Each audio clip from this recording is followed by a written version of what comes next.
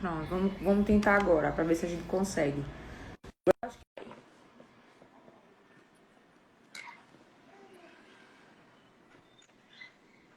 Agora sim, foi.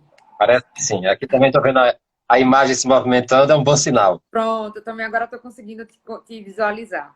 Então, vamos dar início a mais uma live, certo? Referente à participação e engajamento das políticas públicas e movimentos sociais relacionados à agricultura campesina. Eu sou Thalita, sou professora lá do do Centro Educacional Profissionalizante Dom Brandão de Castro, lá no município de Poço Redondo, no povoado Queimada Grande, aliás, no assentamento Queimada Grande. E sou mestre em desenvolvimento do meio ambiente, sou futura doutora em também desenvolvimento do meio ambiente. E hoje meu convidado é nada mais, nada menos que o senhor Esmeraldo, ex-secretário de Agricultura do Estado de Sergipe. E gostaria que você fizesse suas apresentações para poder a gente dar continuidade às nossas perguntas referente ao nosso tema. Pode ficar à vontade. Tá, boa tarde a todos e todas. Estou tentando aqui um enquadramento para ver se fica melhor a imagem. Certo. Mas, em todo caso, só o fato de já estarmos nos comunicando, visualizando, já ajuda bastante. Exatamente. Bom, eu vou me apresentar rapidamente. Eu sou Esmeraldo. Eu acho que além da sua apresentação, do fato de ter citado minha passagem pela Secretaria da Agricultura, mas eu gosto de me apresentar como militante de um movimento social, principalmente da Via Campesina, que eu acho que é muito mais abrangente, mas, na verdade, eu sou filho da reforma agrária e filho de um movimento que é o Movimento Sem Terra. Então, em qualquer tipo de apresentação, eu faço questão de deixar claro que eu sou agricultor, sou professor, sou filho de camponês e filho de assentado de Simão Dias aqui no nosso estado. Então, portanto, filho da reforma agrária. Que maravilha. É importante, Esmeralda, você deixar bem claro que você é agricultor e que você é filho da reforma agrária, para poder mostrar para os meninos que não só o estudo ele é relacionado a pessoas que têm dinheiro, certo? Mas as pessoas que também têm um pouquinho de poder aquisitivo menor, a gente tem a possibilidade de chegar onde a gente quer, onde os nossos sonhos, que são os nossos ideais. Então, acho que você pode mostrar em relação à sua história referente tanto como militante e como filho de agricultor, que você conseguiu chegar até onde você chegou, certo? Eu acho que é bem importante você frisar nessa linha. Então, no mais, vamos começar a nossa live a respeito das nossas perguntas, certo? A primeira pergunta, Esmeralda, que eu queria saber é do que se trata a agricultura campesina. Olha, é um conceito que tem que ser estudado ainda, porque ele é muito amplo, é muito debatido não só nas universidades, mas entre os próprios movimentos. É comum a gente ter muita dúvida. Alguns movimentos se apresentam como movimento de pequenos agricultores, é o caso do MPA, na sua própria sigla se apresenta como pequeno agricultor. Nós temos o MST que se apresenta como movimento sem terra, mas na verdade envolve assentados, envolve agricultores ou camponeses de modo geral. Nós temos um outro movimento, só para citar essa dificuldade nossa, inclusive, de se enquadrar nesses conceitos. Nós temos um movimento como o MCP, que é o Movimento Camponês Popular, que já se auto-identifica como camponês. Então, em geral, inclusive os próprios movimentos e a própria esquerda têm dificuldade de se enquadrar. Eu diria que o padrão mais comum para explicar quem é esse agricultor, esse camponês, essa figura do campo, que sobrevive com sua família, de um pequeno pedaço de terra, e desse espaço ele sobrevive, em alguns casos consegue produzir excedente, dialogando das diversas formas com a natureza e com o meio ambiente, com a economia, o governo federal passou a enquadrar, principalmente a partir do governo Lula e Dilma, passou a enquadrar como agricultor familiar. Foi uma forma de caracterizar esse personagem, essa família do campo. Agricultor, a própria palavra já diz, e o fato de sobreviver com sua família no campo. Mas esse é um conceito que é, assim, é muito debatido, e o debate é muito anterior aos governos nossos. Era comum, por exemplo, no debate da esquerda, tentar nos enquadrar ou não no conceito de camponês, que talvez seja o conceito mais amplo e mais debatido em todo o mundo. Quem é ou não camponês, ou faz uso da terra de uma forma que sobrevive com sua família, mas bem mais que isso. Tem noção ou tem identificação, não só identidade, mas identificação de classe. Então, além de produzir, se sente identificado como uma classe social, vou chamar assim, Aham. organizada no campo. Então, é um debate muito intenso, mas assim, eu gosto muito da palavra camponês e não tenho problema nenhum de dialogar com outros conceitos, o conceito da agricultura familiar, o conceito do pequeno agricultor. Eu só não gosto do pequeno quando é usado em alguns espaços para menosprezar. Eu acho Sim. que apesar de a gente fazer a agricultura de uma forma talvez mais simples, e por ser mais simples não deixa de ser sofisticado, faz com que passe a impressão de que a gente é pequeno no sentido de qualitativo. Eu acho que o tipo de agricultura que a gente faz é uma agricultura muito grande, e eu acho que a grande agricultura é que a gente faz, que é a agricultura que preserva o meio ambiente, ou que tenta preservar o meio ambiente, eu diria que dialoga com o meio ambiente, Sim. e que produz sem as condições que essas grandes empresas do agronegócio têm, a gente geralmente produz com esforço próprio, ou da família, e desse esforço familiar, de um pequeno pedaço de terra, muitas vezes nem nosso meeiro, pulseiro, a gente consegue não só sobreviver, mas produzir alimentos para outros irmãos. Então, é por isso que eu me identifico com essa história do camponês, que ele é muito mais ideologizado, e acho que quem mora no campo, quem resiste no campo, quem produz com esse intuito de querer que não só se alimentar, mas tem que se identificar, sim, com esse conceito de camponês. Podemos dizer que a agricultura campesina, ela é igual ou ela é equiparada à agricultura familiar? Eu recebo algumas ligações, então acabou baixando um pouco a sua Certo. pergunta. Se puder repetir, eu agradeço. Claro. Podemos dizer que a agricultura campesina, ela tem algum tipo de definição igual ou parecida com a agricultura familiar? Bom, eu vou ver se eu entendi. É porque eu não consigo, até vou aproveitar que estamos ao vivo aqui e pedir orientação. Eu não consigo bloquear as ligações, então eu É acabo só recebendo colocar no modo ligações avião. e isso acaba baixando bastante o seu áudio. Eu vejo Uhum. muito bem sua imagem, mas baixando o seu áudio. Mas eu acho que eu entendi que você pede para que eu faça uma relação entre essa agricultura familiar, esse conceito de camponês com o que trabalhado na via campesina. Não sei se foi mais ou menos isso que eu É entendi. mais ou menos isso. Se a agricultura familiar ela é de igual com a campesina, se ela trabalha de acordo com a campesina. Olha, a via campesina, se foi isso que eu entendi, peço desculpas aí que o áudio realmente baixou bastante, mas a via campesina, ela congrega movimentos de todo o mundo, e esses movimentos, em países diferentes, inclusive no mesmo país, como é o caso do Brasil, se identifica ou se autoconceitua de uma forma diferente. Eu falei aqui que em alguns setores a gente é visto como MPA, como agricultor familiar, como trabalhador rural e trabalhadora rural, dependendo do movimento e da organização. Mas no mundo, por exemplo, aqui nós temos catadoras de mangaba, que poderia facilmente, um extrativismo que é praticado no Brasil, pode facilmente se identificar com os movimentos camponeses, com a agricultura familiar. A pesca, por exemplo, quem é ribeirinho aí no Alto Sertão Sergipano, que vive do Rio São Francisco, além de viver do Rio São Francisco, mas em geral tem um pedaço de terra também, produz alguma Sim, coisa para a sua sim. subsistência. Isso acontece no litoral de todo o estado de Sergipe, e em muitos países a agricultura dialoga com a pesca, por exemplo. Eu digo isso porque em vários países o extrativista, o pescador artesanal, que dialoga de alguma forma com a terra, o médio produtor, que em alguns casos, em alguns países tem essa conceituação, desde que ele seja pequeno, no sentido de que ele não é uma área que faria com que outras famílias perdessem sua capacidade produtiva, porque nós temos países que têm muita concentração, e o limite da terra tem muito a ver com isso, tem muita concentração, mas nós temos, por exemplo, regiões, para não falar só país, nós temos regiões como a Amazônia, que um hectare de terra tem um significado muito diferente do hectare nosso aqui, né? Sim, sim. Pela ocupação populacional, né? Pela proporção.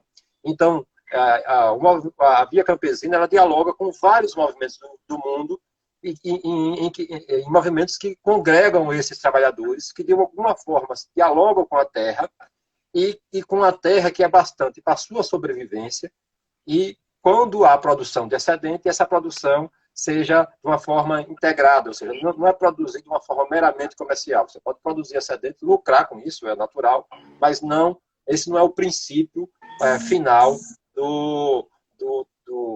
desse camponês, ou desse agricultor familiar, se usar o conceito muito mais brasileiro.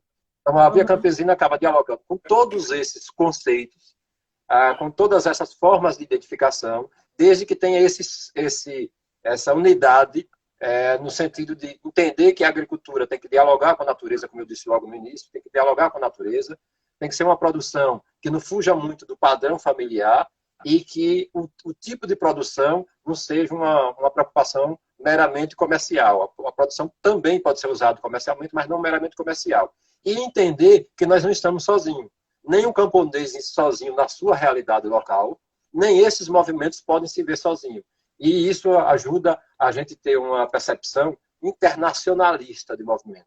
Saber que nós temos, por exemplo, o dia 17 de abril, que é o Dia Internacional de Luta Camponesa, e entender que aqui, em qualquer lugar do mundo, camponeses se identificam em torno de uma bandeira, de uma plataforma mínima de unidade, e que, independente do país, nós temos pautas que nos unificam. Por exemplo, lutar contra a concentração de terra, lutar contra a forma como o agronegócio, que é um conceito muito brasileiro, dialoga com a natureza, lutar para que tenhamos conquistas, para que os governos dialoguem com esse tipo de agricultura. Então, se há essa unidade mínima, é por isso que eu digo que a preocupação conceitual ela é significativa. Tanto é que o governo atual está tentando eliminar esses conceitos do trabalhador rural, eliminar o conceito do camponês, eliminar o conceito de sem terra, eliminar o conceito do agricultor familiar,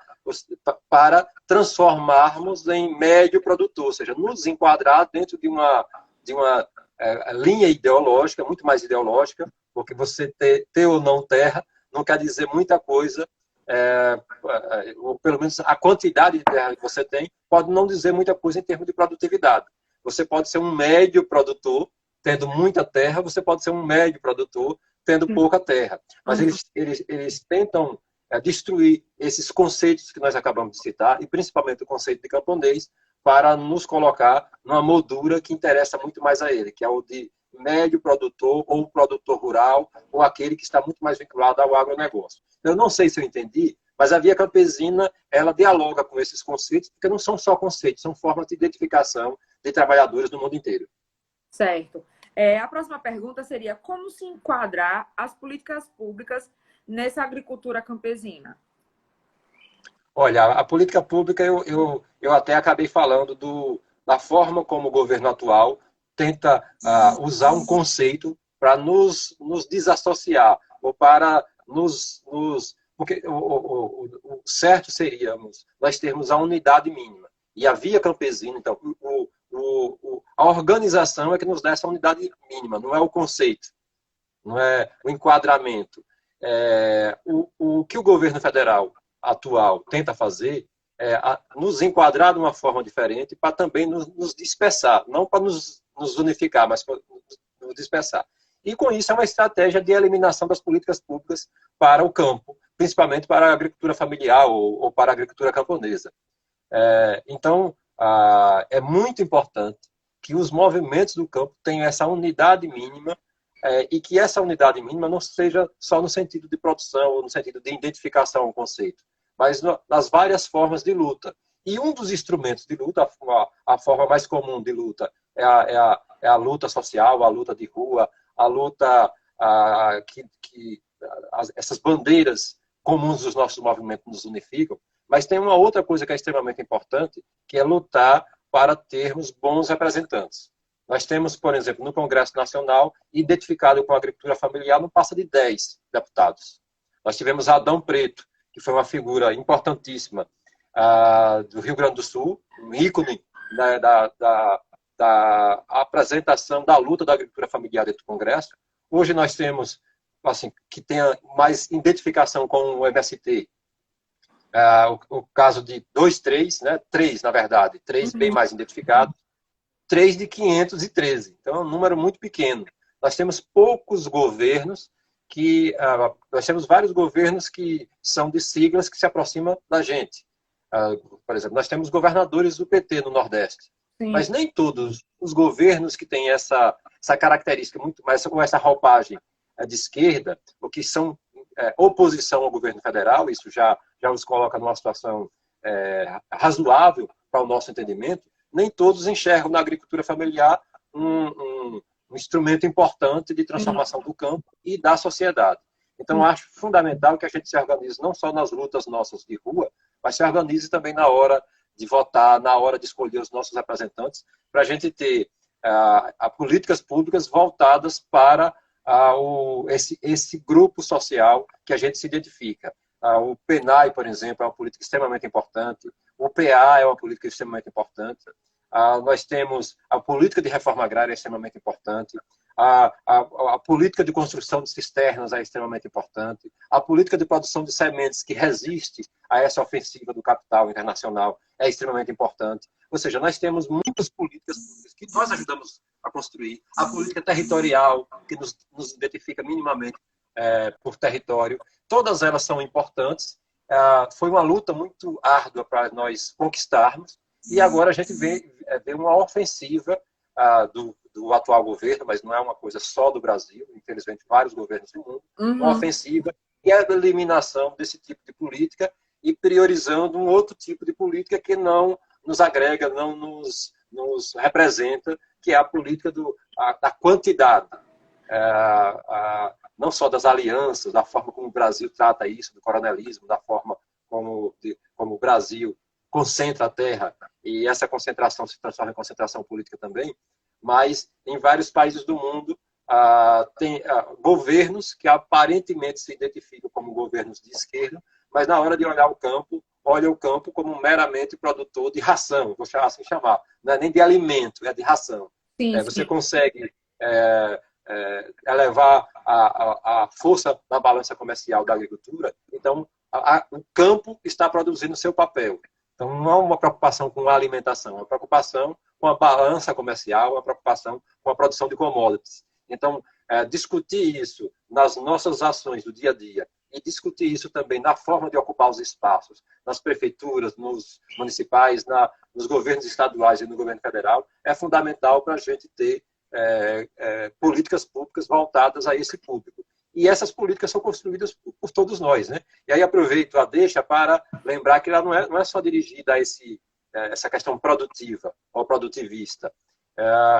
Você ter escola no campo é fundamental. Nós Sim, temos Dom sim. José Brandão de Castro, aí em Isso. Poço Redondo, uma luta histórica dos movimentos, é uma das maiores escolas, e dentro de um assentamento, tudo isso Isso. é emblemático, mas a própria luta para a Universidade Federal de Sergipe, para o campus de Glória, para nós termos IFES no sertão, tudo isso é fundamental para assim, ficar claro de que nós não queremos só terra e crédito, nós não queremos só terra e subsídio, nós queremos terra, educação, cultura, lazer, ou seja, é um projeto muito mais amplo. Então, nós temos que ter essa unidade mínima e a Via Campesina acaba sendo esse guarda-chuva que nos dá unidade mínima nessas bandeiras para os nossos movimentos lutar por questões práticas, objetivas, mas não só localizadas, que possa, como eu disse, atingir todos os movimentos.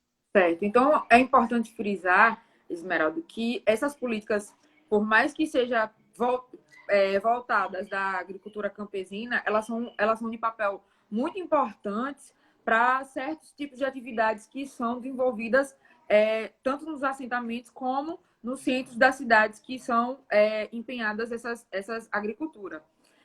Certo? Então, um dos exemplos que você deu foi o Dom José Brandão de Castro, que é uma das escolas que mais tem incentivo de luta de vocês a respeito da parte de luta para poder aquela escola ela vinha a funcionar. Então, é bem importante a gente frisar que esses movimentos eles ajudam a trazer certos tipos de escola ou então universidades para poder engajar o jovem, que não só é necessário na agricultura, mas também no desenvolvimento das cidades, no caso, que seria relacionados a estudo, certo? Então, Esmeralda, mais uma pergunta.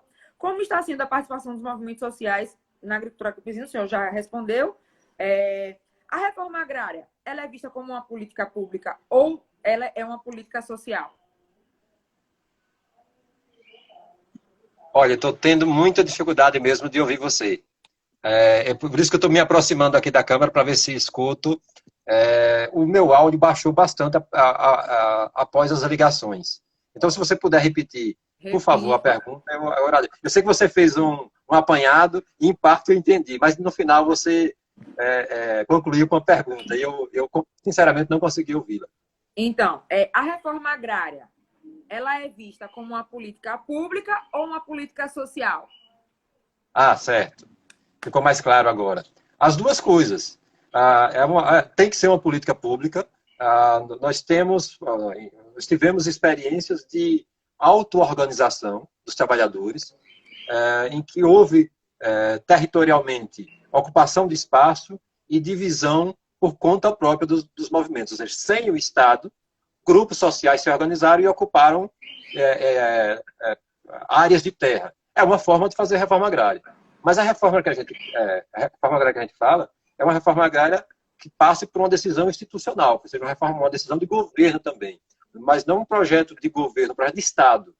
Ou seja, não é Lula que tem que pensar em reforma agrária, não é Dilma que tem que pensar em reforma agrária, é o Estado brasileiro que tem que pensar em reforma agrária. E os estados que fizeram isso, que tomaram essa decisão, todos eles ganharam com isso. Uhum. E a gente sempre imagina que a reforma agrária está ligada à esquerda, que a reforma agrária está ligada às revoluções. A China fez a reforma agrária, que o Vietnã fez a reforma agrária, Sim, que sim. a Cuba fez a reforma agrária. Sim, de fato fizeram, os importantes a reforma agrária. Mas os Estados Unidos fez a reforma agrária, o Japão fez a reforma agrária, o México fez a reforma agrária. Então, independente se é de esquerda, se tem um pensamento socialista, se é um grupo que tem uma leitura da realidade em que o social tem que predominar, independente disso, onde houve divisão de terra, houve desenvolvimento. É o caso dos Estados Unidos, a ocupação do oeste americano. Hoje o oeste é completamente diferente do que era há 2, 3 séculos atrás, e a reforma agrária foi decisiva para isso. E, aliás, digo mais, não só o oeste, os Estados Unidos é uma outra nação em função da reforma agrária que fez. Veja que eu estou usando os Estados Unidos como exemplo. Então, aqui no Brasil, qual é o nosso problema? É que nós somos um dos países com a maior concentração de terra do mundo, além da renda. Então, renda e terra é muito concentrado no Brasil.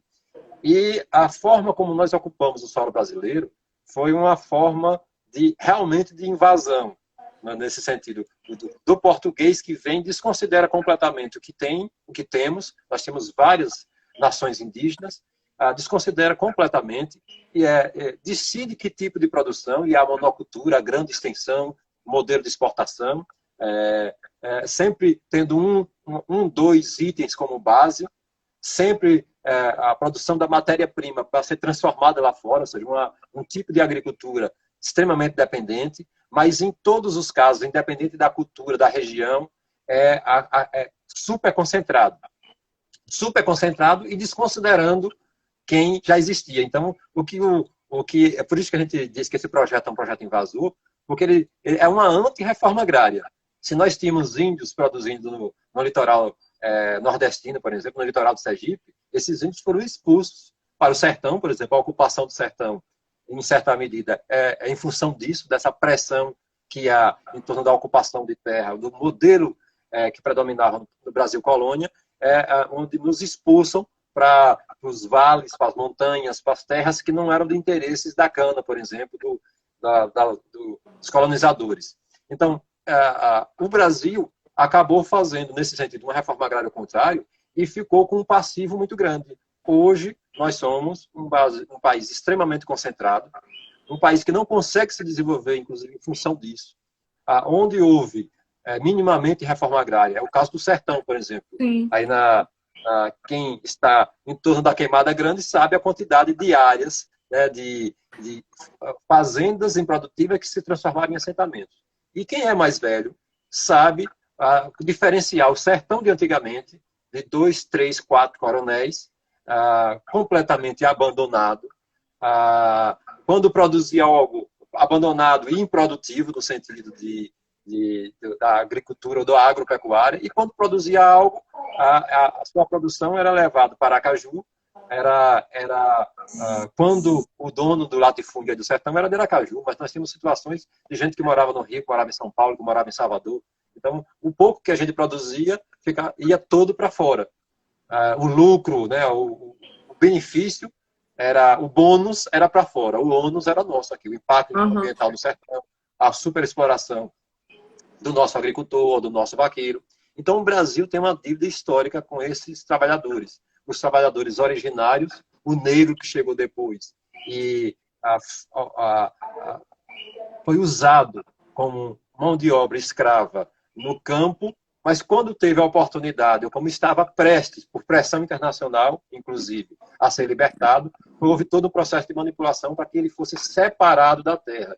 Então, no Brasil, acabou fazendo, nos últimos séculos, o inverso que outros países fizeram. Então, nós temos essa dívida histórica, mas ela não é apenas uma bandeira, não deve ser, pelo menos, apenas uma bandeira dos movimentos que lutam por reforma agrária. Tem que ser uma bandeira de nação.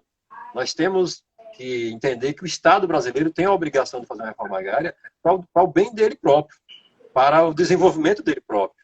E, então, tentando responder sua pergunta, além das lutas nossas por reforma agrária, é importante que nós tenhamos governantes que tenham essa visão de que só é possível desenvolver o Brasil se, até pela sua condição continental, pela sua altíssima área produtiva, o Brasil é o país com maior área disponível para produção no mundo, e com qualidade.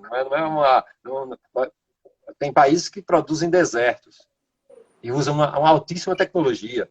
Aqui a gente produz no sertão com baixa tecnologia e com muito mais rentabilidade do que em outros países. Sim. Então, é um país que tem uma capacidade gigantesca para a produção de alimentos, por exemplo, mas se restringe a 2, 3 grupos que fazem o que faziam aí no sertão antigamente. O bônus fica na região, fica no Brasil, e o ônus vai para essas bolsas de valores, vai para esses grandes empresários, ou essas grandes multinacionais. Então, reforma agrária não é só bandeira de luta do movimento, tem que ser bandeira de luta de governante, de quem tem um projeto para um país e que enxerga o Brasil como uma grande nação, e não como um mero fornecedor de matéria-prima, fadado a ser sempre do terceiro mundo, né? ser sempre um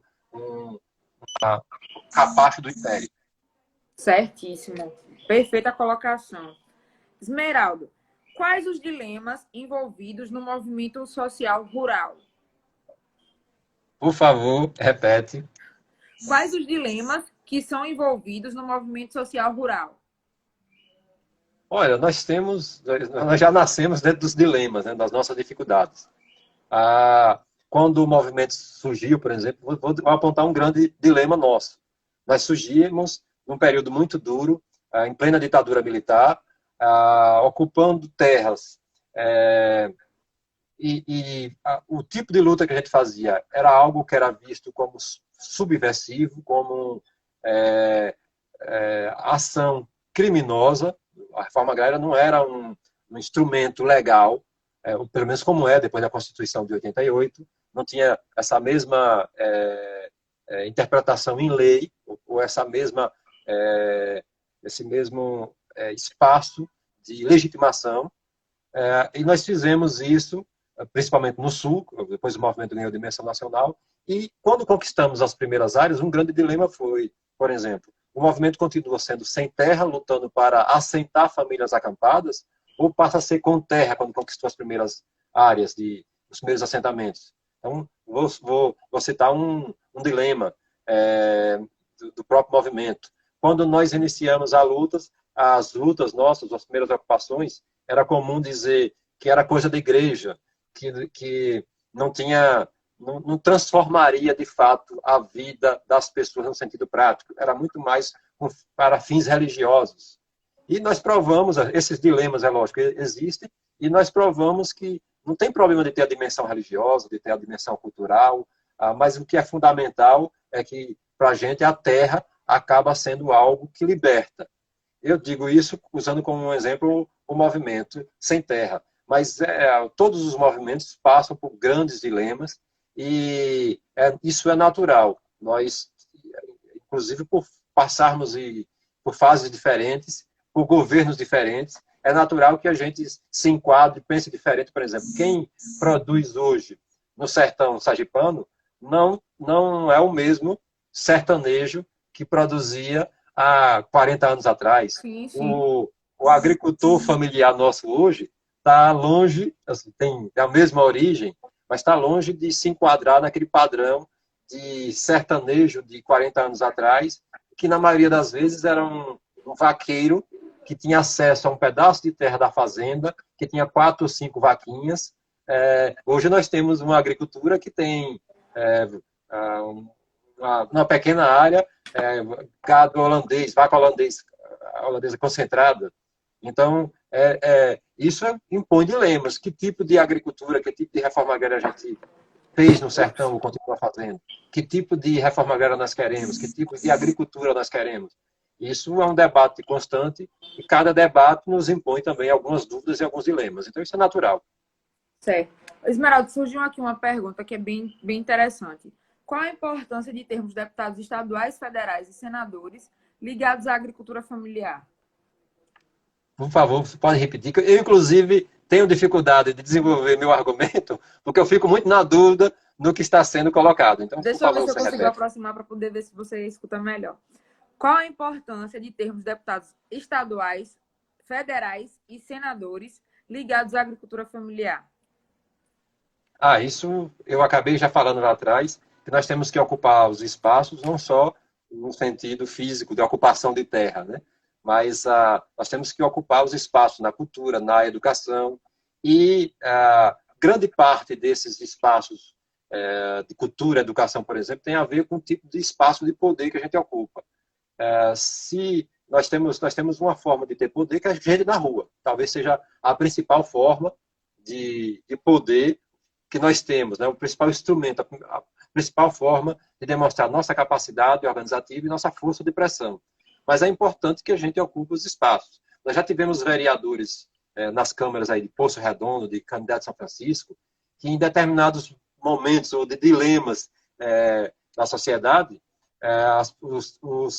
os vereadores tiveram que se manifestar sobre, por exemplo, nós tivemos uma ofensiva do governo João Alves, do antigo governador, em que chegou a fazer um despejo extremamente violento aí em Poço Redondo, e nós tivemos na Câmara de Vereador um debate em que nós podemos ver quem estava ou não do lado da reforma agrária, quem se acomodava em função da pressão de um governo ou quem reagia e se organizava através dos movimentos sociais. Então, eu estou falando da Câmara de Vereadores de Poço Redondo, de Canindé, de Glória. Agora, imagine os debates nacionais, e, em grande medida, a ação de reforma agrária é uma ação do governo federal. Tanto é que nós temos uma política pública de regularização fundiária do Estado, inclusive se ampliou com o DEDA e a gente conseguiu as colônias aí que acertou mais de 1.000 famílias no sertão, mas a ação do Estado é muito limitada com relação à reforma agrária. As prefeituras podem fazer processos de reforma agrária. Nós temos um projeto que é muito comum no Brasil, chamado de casulo, onde a prefeitura pode comprar terra e dividir. Pode ser através da cooperativa, nós tivemos a Colônia 13 que fez isso. Sim. A igreja já comprou terra há décadas atrás e distribuiu. Então, pode ser auto-organizativo, como eu disse, a própria cooperativa, uma cooperativa de produtores aí do sertão, ou de produtores, ao vejo o vício da linguagem, de camponeses aí do sertão, pode se organizar e pode comprar terra ou ocupar uma área devoluta. Mas, independente disso, o que é fundamental é que essa organização nossa tem que ter ressonância em alguns espaços. Se o governo federal é o principal responsável pela reforma agrária no Brasil, se é o principal responsável pelas políticas públicas, se é o que decide o que é que tem de orçamento do PRONAF, se é o que decide se tem ou não PENAI, se é o que decide se vai ter ou não recurso que eu falei aí da ASA para produção de cisterna, se é que decide se a prioridade é a agricultura familiar ou se é o agronegócio, que os bancos emprestarão a juros baixos para a agricultura familiar, ou se ficarão se organizando através das suas próprias empresas, porque muitos bancos são donos de empresas também do Sim, sim. agronegócio. Então, essa é uma decisão que assim, não é só nossa, não é local, é nacional. Então, portanto, é necessário que ocupamos também esses espaços. Então, eleger um deputado federal que tenha esse olhar, eu disse que nós temos 3 que se identificam com a reforma agrária. Marcon, no Rio Grande do Sul, Valmir Assunção, na Bahia, João Daniel, aqui em Sergipe. São 3 figuras que se auto-identificam, e não só porque se vestem de vermelho ou porque são assentados, mas porque nas ações defendem a agricultura familiar, defendem a reforma agrária.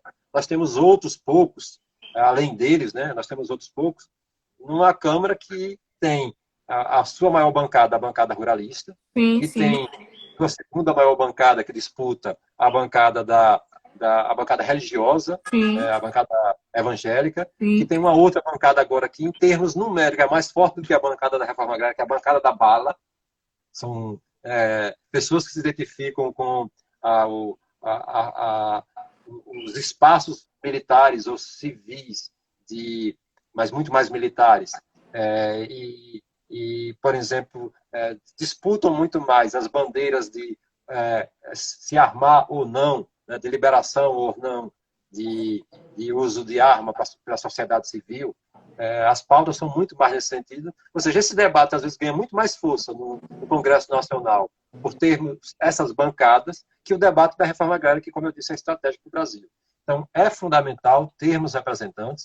Na esfera nacional, eu falei dos deputados federais, nós temos senadores, nós temos 3 senadores da República, e digo com muita tranquilidade, o único que dialoga, que senta com os movimentos, que escuta as pautas mais relacionadas à agricultura familiar ou essa agricultura camponesa, tem sido o Rogério. A gente provoca para os outros para que também façam essa leitura. Nós já tivemos um momento em que não tinha ninguém em Sergipe que se importasse com reforma agrária e com a agricultura familiar. Os 3 representantes nossos eram 3 ligados a esse modelo.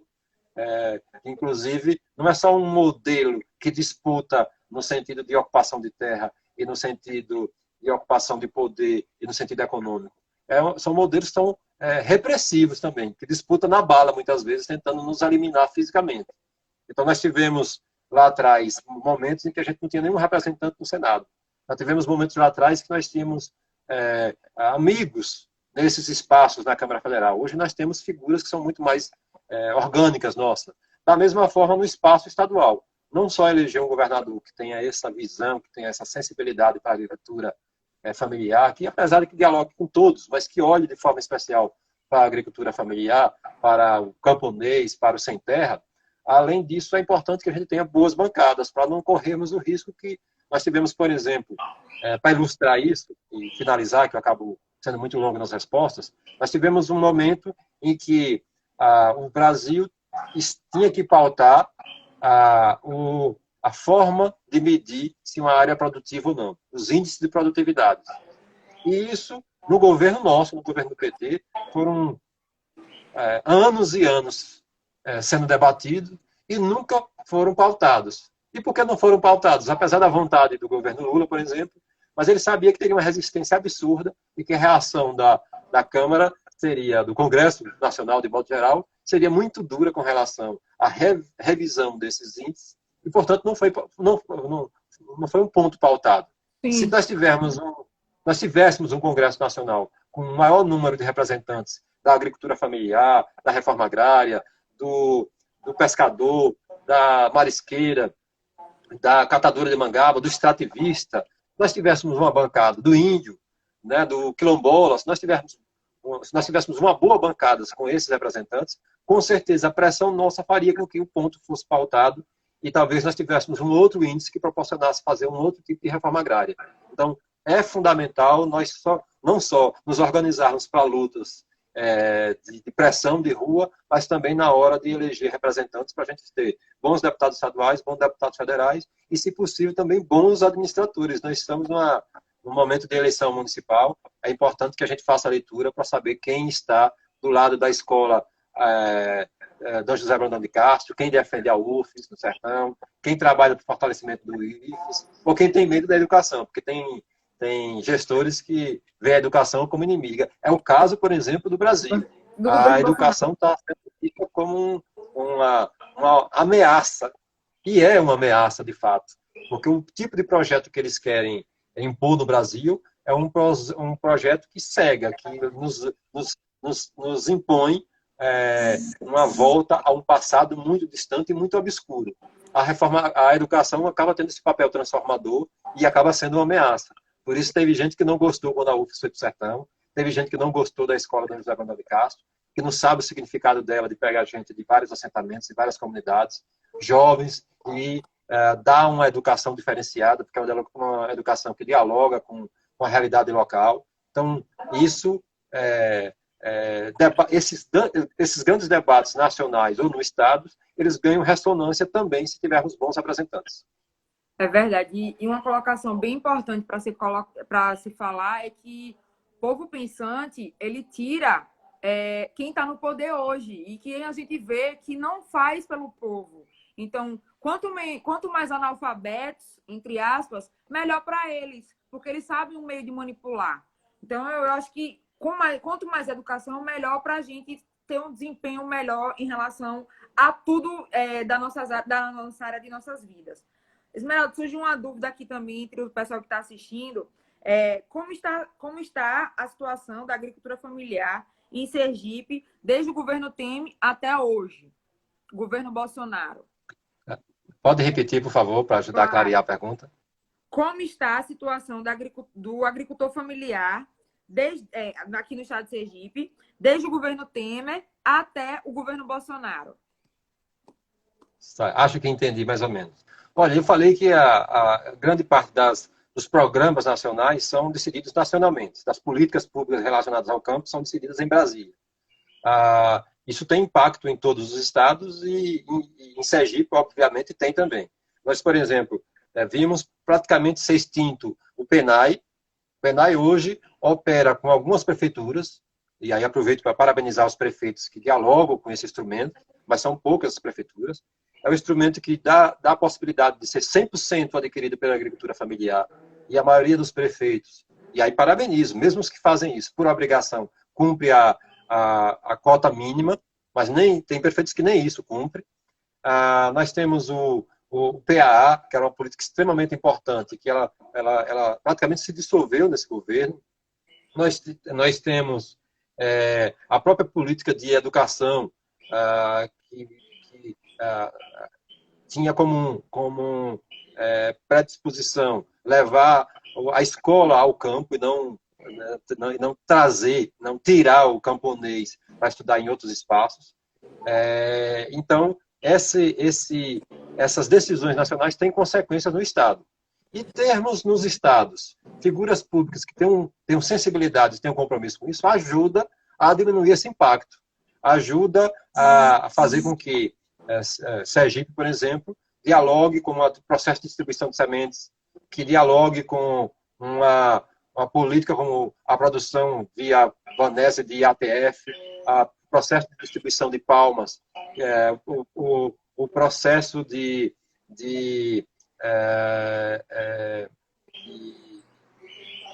perfuração de poços. São ações que localmente, se é priorizado a agricultura familiar, a comunidade organizada, já é um bom sinal. Mas, de qualquer forma, é praticamente impossível você construir programas estaduais nas condições que os estados estão hoje. Falando geral, não é Sergipe. Só, não é um argumento para fazer, para justificar Sergipe. Vamos pegar o Flávio Dino, no Maranhão, que é extremamente comprometido com a agricultura familiar, tem um trabalho extremamente interessante, faz um trabalho de investimento local, produtivo. Se pegarmos o trabalho, por exemplo, da Bahia, de priorizar os territórios, e nas discussões territoriais, discutir o agricultor familiar ou a organização dos trabalhadores como protagonistas, apesar disso tudo, nenhum governo hoje tem condições de fazer grandes programas. Então, na maioria das vezes, tem que sobreviver ou adaptar ou melhorar programas nacionais, como eu vou citar como exemplo o PRONAF. Tem gente que consegue fazer com que o Estado, no Estado, o PRONAF ganhe uma outra dimensão. Mas veja, é o PRONAF, é um programa nacional. Então, é fundamental que nós tenhamos, eu fico com dificuldade de ser mais preciso na resposta, porque também tive dificuldade de entender a pergunta. É um limite aqui, que é o áudio alterou significativamente a partir das ligações que eu recebi. Mas, assim, de modo geral, os estados eles têm importância muito grande, os municípios têm importância muito grande, mas, infelizmente, apesar de nós estar vivendo no Brasil, que é um país federativo, no sentido de que dá autonomia para os estados, a história da Covid, por exemplo, agora o Congresso Nacional legitima isso, mas as condições estaduais são bem diferenciadas da condição nacional. Infelizmente, o nosso orçamento público ele é muito mais nacional. Por isso que os financiamentos públicos deveriam ser grandes modelos de financiamento nacional. Certo. Esmeraldo, qual a visão de Paulo Freire em relação à participação dos movimentos sociais e, principalmente, relacionada à educação no campo? Olha, eu não ouvi totalmente a pergunta, mas você relacionou o movimento social com a educação no campo. Eu acho que foi isso. E qual é a visão de Paulo Freire em relação às duas? Paulo Freire, nessa história, tá certo. Isso. Veja, Paulo Freire é um grande ícone desse modelo de educação, e não virou um ícone só nosso aqui, um ícone internacional, de um modelo de educação que não tem só assim, o professor e o aluno. Não vê a educação, como ele chama de educação bancária, onde você tem um ser superior, mais informado, ou que acessou a códigos, que são, na verdade, não é só um diploma, não é só um pedaço de papel, mas acessou a códigos diferenciados, e com isso passou a ter mais poder, e deposita esse poder num ser humano passivo, receptivo. Então, Paulo Freire faz esse questionamento. Ele diz que todo mundo pode aprender e todo mundo pode ensinar. Então, ele transformou esse homem simples, um agricultor que está sendo alfabetizado, num sujeito. E ele transformou, ou ele tentou mostrar para a sociedade, que o professor ele é um parceiro. Ele é alguém que aprende juntos e cresce junto com esse agricultor que está sendo alfabetizado. Isso quebra assim, a educação, do modelo de educação que nós tínhamos por muitos séculos e tínhamos com força aqui no Brasil, que é a educação, que a gente chama de educação bancária, né? Que é a educação onde nós tínhamos os filhos dos grandes fazendeiros que iam estudar em Portugal, voltavam doutores, e esses doutores ou eram médicos ou eram advogados, e alguns que não se enquadravam nessas funções iam ensinar, ou jesuíta, ou esses personagens iam ensinar, mas era o ensino no sentido de depósito mesmo, de imposição, e ensinar para poucos. Paulo Freire democratiza essa forma de pensar e diz que a educação tem que ser para todos, não para eleitos, não para escolhidos. O Brasil, infelizmente, ainda pensa em educação para poucos. O que Paulo Freire disse é que tem que ser uma educação para todos. Então, quero, antes de mais nada, enaltecer a figura de Paulo Freire, o exemplo dele para o Brasil e para o mundo. E depois deixar claro que assim, não pode ter morrido com ele. Não pode ter sido um método que ele aplicou numa comunidade rural do Nordeste. Não pode ter sido um método que foi aplicado lá nas favelas ou nas comunidades de São Paulo. Tem que ser um método que seja nosso, de todos nós. E que, muito embora eu acabei falando o tempo todo que a reforma agrária, que a política agrícola e agrária tem que ser nacional, nós temos que ter um grande projeto de educação nacional. Mas, independente do governante de plantão ou do MEC de plantão, nós temos que ter claro sempre que a educação que a gente defende é essa educação que não se prende apenas ao pensamento de Paulo Freire, mas bebe muito, se orienta muito pelo pensamento de Paulo Freire. Então, Eu acredito que isso é determinante. Por exemplo, o trabalho que vocês fazem aí, de ter os momentos práticos e os momentos de aula, os momentos no campo, é Paulo Freire puro. Ele Uhum. está dizendo, a educação não pode ser isolada, tem que ser integrada à realidade. Nós não podemos discutir o conceito de montadoras, e esse era um exemplo que eu utilizava muito. O que, que a gente usa nos livros didáticos? Produção de automóveis no sertão do Ceará. Por que não produção de umbu? Por que, que a gente faz conta, aprende a somar somando automóvel e não aprende a multiplicar colhendo umbu? Então, esse tipo de educação, ele é algo transformador, ele é algo revolucionário, por isso que ele foi perseguido, e é algo que tem que ser defendido por todos nós. Tem que estar presente na educação, lá na escola agrícola da José Manuel de Castro, tem que estar presente na UFES. Fico feliz, inclusive aproveito para elogiar a coordenação da UFES. A impressão que eu tenho, a relação que eu tenho com os professores e com os estudantes, é que, com todas as pressões do MEC, né, não é fácil, mas mesmo assim, tem um grupo de professores extremamente comprometido, tem um grupo de alunos engajado nos movimentos. Uma forma que ajudou bastante é o fato de o que a gente chama da cota. E cota é conquista, cota não é vergonha. A cota que o Sertão conseguiu de servir de diferencial para o sertanejo estudar, né, dentro do sertão, isso foi fundamental. E eu digo que cota não pode ser visto como vergonha, é o contrário, cota tem que ser visto como orgulho, porque é uma forma de nós nos organizamos para reparar algumas coisas, algumas perversidades que foram, que são seculares. O acesso à educação é algo, como lá atrás foi algo para poucos, então agora tem que ser para muitos. E para ser para muitos, a gente tem que disputar com o aluno do Master, tem que disputar com o filho do fazendeiro, que na época lá da cota do boi, era cota. O fazendeiro tinha cota para botar a filha na escola.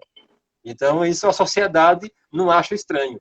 Nós temos fazendeiros que financiam universidades particulares, ou grupos que financiam faculdades particulares, para que seus filhos possam entrar.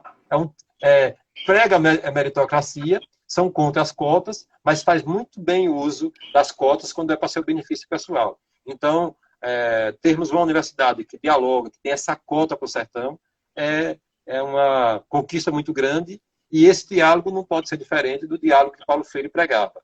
Então, Paulo Freire, com certeza, é um pensador fundamental para o campo, fundamental para a educação de modo geral, e nós temos que estar o tempo todo dialogando com sua forma de pensar, com sua forma de construir a educação e a sociedade. Certo. Vamos partir para a nossa última pergunta, Esmeralda. Você acha que o agronegócio, ele diminuiu a participação dos movimentos sociais na agricultura? Pode repetir, por favor? Claro. O agronegócio, ele diminuiu certo. a participação dos movimentos sociais na agricultura? Pois é uma luta constante. Nós temos países no mundo em que não há essa bipolaridade. O tipo de agricultura no país é uma agricultura que valoriza o grande, exportador, mas valoriza o pequeno. É comum, por exemplo, eu vou citar um exemplo. Na Suíça você pode comprar um queijo. O queijo mais premiado da Suíça pode ser um queijo produzido numa pequena fazenda lá de uma montanha suíça. Um vinho produzido na Itália pode ser de uma pequena área do Mediterrâneo, lá da divisa do Mediterrâneo. Então, e os países acabam transformando a sua forma de produzir de uma forma muito mais justa, muito mais equilibrada. Há grande, sim, mas essa diferença, essa bipolaridade que há no Brasil, ela não acontece da mesma forma. Tanto é que, se a gente falar agronegócio, o negócio na agricultura é um conceito que é muito utilizado, ou só utilizado no Brasil. Você fala de agronegócio, por exemplo, na França, e eles não estranham. Agronegócio é do agricultor familiar, daquele camponês que produz integrado a um projeto de organização local, não só da forma como ele produz, mas da forma como ele comercializa. E, em alguns casos, como essa agricultura é financiada, a comunidade se junta para financiar essa agricultura e depois colher os frutos. E isso é visto como agronegócio. E da mesma forma que um grande produtor de vinhos francês pode ser visto como agronegócio. Aqui no Brasil, há essa bipolarização burra Porque quem, quem pensa numa agricultura desenvolvida sabe que você pode desenvolver tecnologia alternativa numa pequena propriedade e você pode desenvolver uma tecnologia de uma propriedade maior. E isso não virá um conflito. Eu lembro muito bem, num momento em Cuba, nós estávamos num debate e um cubano discutindo a transgenia, né, a modificação de organismos na agricultura, e ele dizendo, olha, se a tecnologia é usada para o bem comum, se justifica. Então, não tem problema de você fazer uma pesquisa de biotecnologia para, por exemplo, você identificar proteínas na água de coco que pode ser manipuladas ou desenvolvidas ou alteradas a ponto de beneficiar uma criança que tem asma, né, de ajudar no processo de desnutrição. É a tecnologia sendo usada para o bem comum. Aqui no Brasil, a gente tem um sinônimo de tecnologia como algo que destrói, que está ligado apenas aos grandes, e a gente sabe que grande parte dessa tecnologia foi feita ou foi concebida na agricultura mais simples, mais rudimentar. Né? A roda não foi uma mega empresa que inventou a roda. Quem inventou a roda foi alguém que precisava transportar uma determinada mercadoria, um determinado objeto de um lugar para outro. Grande parte das descobertas do campo vem da agricultura familiar, que é onde mais se experimenta, onde mais se testa, onde mais dialoga com esse ambiente. Então, nós temos, infelizmente, no Brasil, uma bipolaridade de um agronegócio que nos enxerga como inimigo. E é lógico, aí é uma reação natural. Quem faz luta no campo, quem é agricultor familiar, acaba sendo obrigado a lutar contra esse modelo. Porque não é produzir muito. Não tem problema de produzir muito e organizado. Mas não pode produzir muito organizado, destruindo a natureza, destruindo o meio ambiente, reprimindo trabalhadores, acumulando terra, expulsando quilombola, retirando o indígena da sua localidade. Porque não produz de uma forma em que você pode usar a tecnologia que você considerar necessário, você pode se organizar através de uma grande cooperativa. Nós temos cooperativas no Brasil que são gigantescas.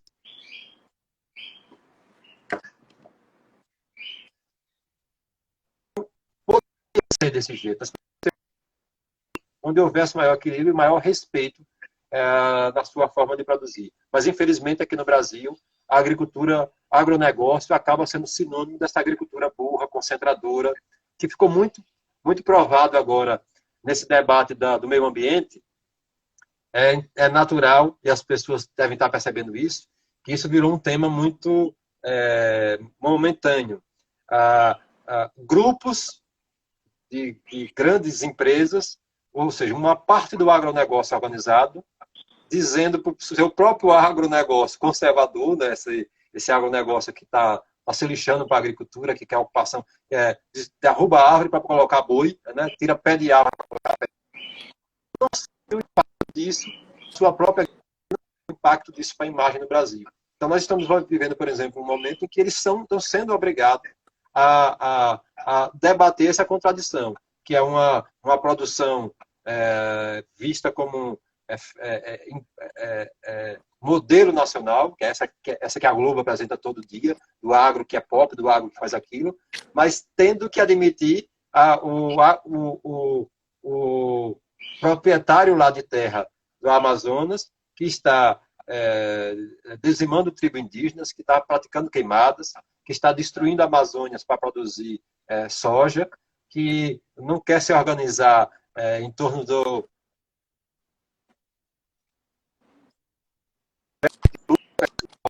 Então, é um debate que, felizmente, hoje eles têm que lidar com isso e mostra e reforça a opinião que nós sempre tivemos, que nós temos um latifúndio atrasado no Brasil. Isso é visível e claro. E é esse latifúndio atrasado o que mais compra a briga contra os movimentos, que mais luta para acabar com os territórios indígenas, quilombolas, com as conquistas de assentamentos do movimento e as conquistas da agricultura familiar de modo geral, da agricultura camponesa de modo geral. É esse latifúndio atrasado que, por exemplo, é contra a produção de sementes crioulas,